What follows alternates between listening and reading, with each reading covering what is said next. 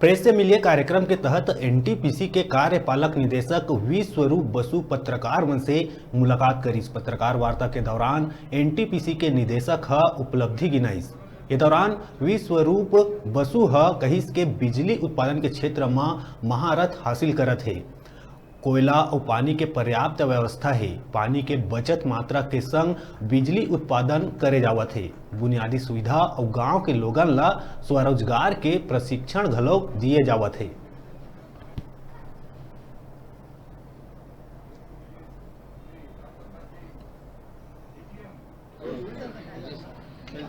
को लेकर अपने ट्रांसपोर्ट डिपार्टमेंट और कितना पूरा होगा?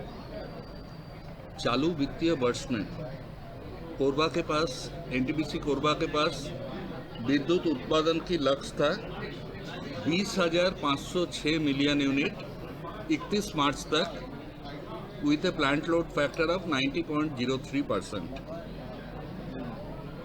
और